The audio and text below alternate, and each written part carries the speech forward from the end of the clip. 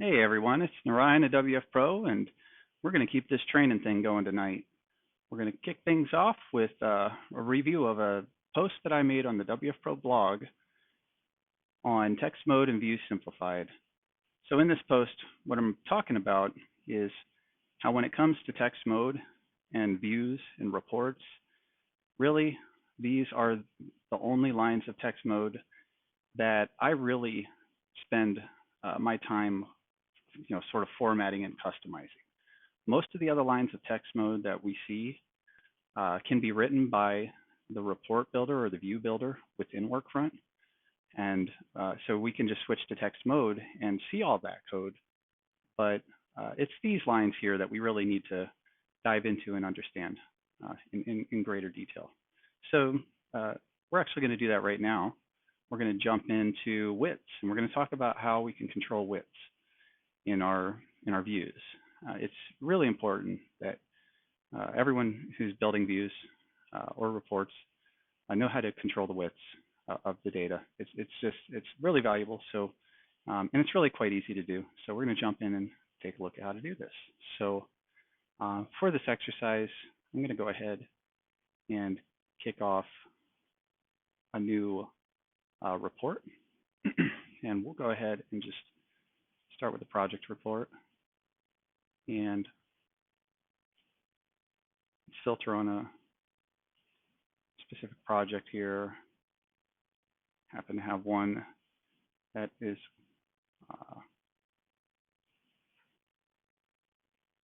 just say project entry date or last update. Date was today. How about that? All right. So we'll call this WFPro widths text mode. Now maybe we'll just call this WFPro University text mode, because we'll probably end up using this for a few other things here in the near future. So we'll go ahead and save that report. Typical project report. It's used to seeing, not sure what that was. But we'll go ahead and do this little trick that I do, which is to duplicate the tab for the report. That way we have a preview window here and an edit window here. So go ahead and edit this. All right, so now we're going to talk about widths. So as you can see here, this report has rendered with maybe some widths that are even between name and owner. Description looks a lot larger. Start due looks smaller. Percent complete maybe a little larger than due on, or maybe the same, but there's some width control going on in here. And so if we come over here and just take a look at what Workfront has done for us in this view, but by default it's rendered out the name and the owner. Now if we switch to text mode on any of these fields, we'll see all the underlying code revealed, which in this case happens to be a lot of text. I don't even think some of these are needed. I don't know what stretch or section do. But anyways, of course, what we want to zero in on is width. So you can see here width has been set to 250, which means 250 pixels on the screen. And so the first thing I want to tell you about width is if you do not see width in a field, you have to add it in order to control the width of that field. And it used to be true that you had to have in at least one of your view or columns use widths equals true. I don't know if that's still true, but since I don't know if it's true, I just add it anyway once just to be safe. But in this case, width is set to 250. Now, one of the things that I want you to know about widths that's true on any column in a view, if you switch to text mode as I did here today and you don't change anything, so let's back that out. And you don't change anything, but you do change this width. or maybe you set this width because it didn't exist before. Width is one of those things that I happen to know when you set it. Let's say we want this to be 200. When you set that width and save it and switch back to standard mode,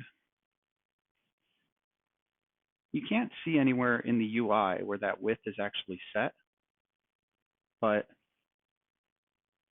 if you were to, let's say, customize the column name here, give it a custom name, and then switch back to text mode, what you'll see is that text for the width is retained.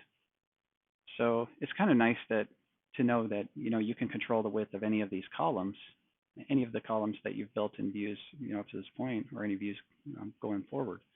So for example, the owner, let's say if we wanted the owner to be just real small, maybe 150 pixels wide. We switch to text mode here, and oh look, they already had one set.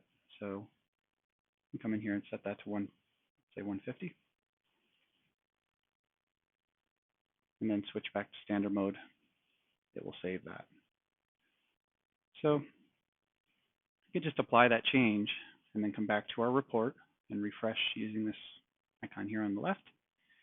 And it doesn't really look like a whole lot changed, but I think that's because the widths that I set were pretty close to what we had there before. So let's maybe set something here.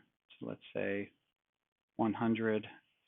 And let's also move over to the description column and see what's going on there. Because you can see here that, again, the view has preset some things here that we don't necessarily want. So in the interest of taking control of the widths of any view that has already been built by by Workfront, the report builder, or by another user, what you can do is just start from the left and switch to text mode and come in here and clean out any of the width settings on any of these fields and see what happens. And it's a good exercise to do, because once you do it for all your fields, we'll go ahead and do it for these as well. Why not?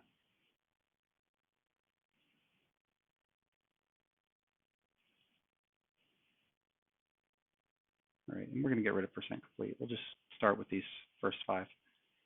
So we'll go ahead and apply and refresh. And what you'll see here is, I think I have to refresh the report.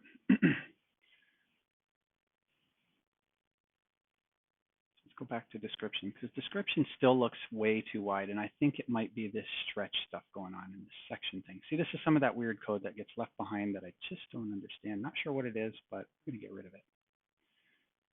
And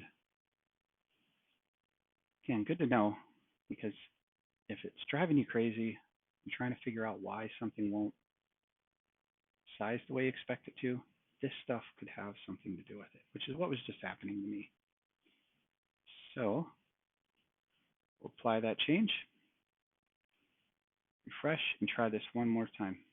And if it doesn't reset those dates, then it's going to maybe drive me nuts.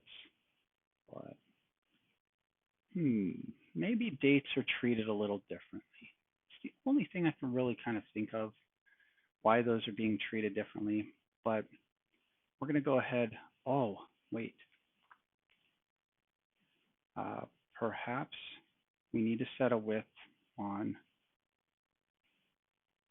one of these columns. So we'll start with the first one, and we'll set use width equals true, and we'll set width equals.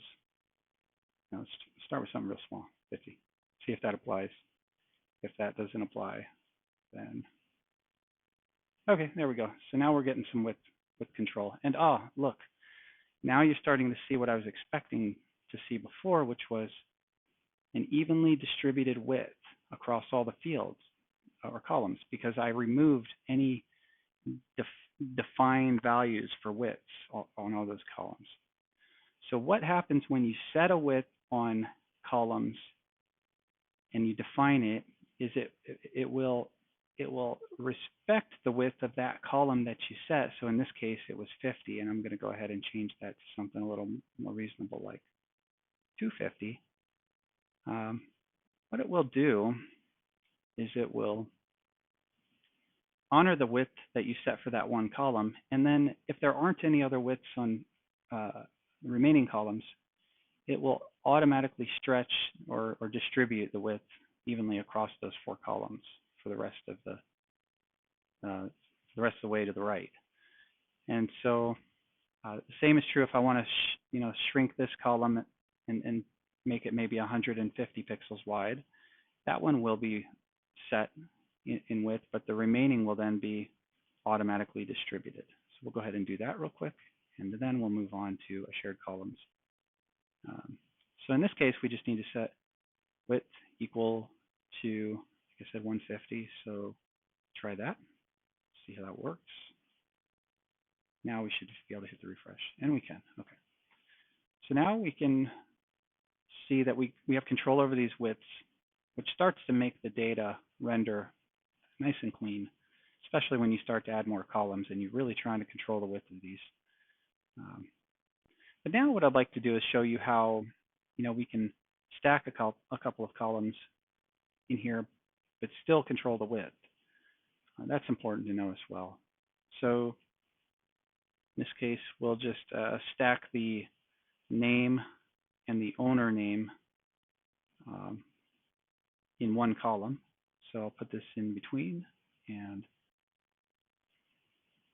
do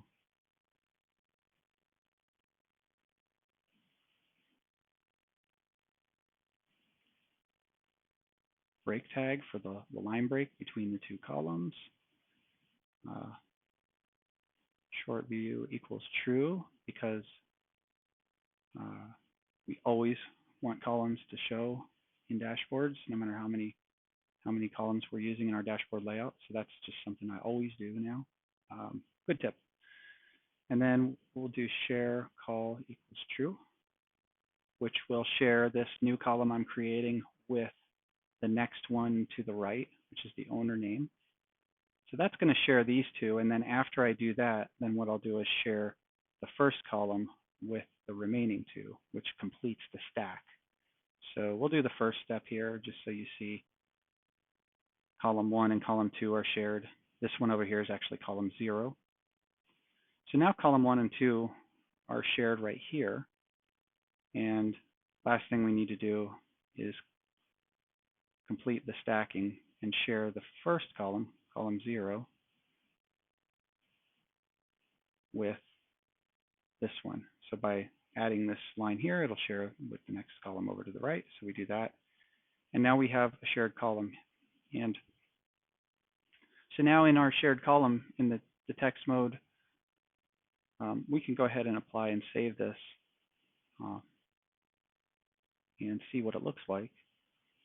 So it's stacking the way we would expect. But what I'm more interested in right now is the width. So you can see here that the width is still 250 for that first column. So we can control that. Let's say we wanted to make it 350. We can do that.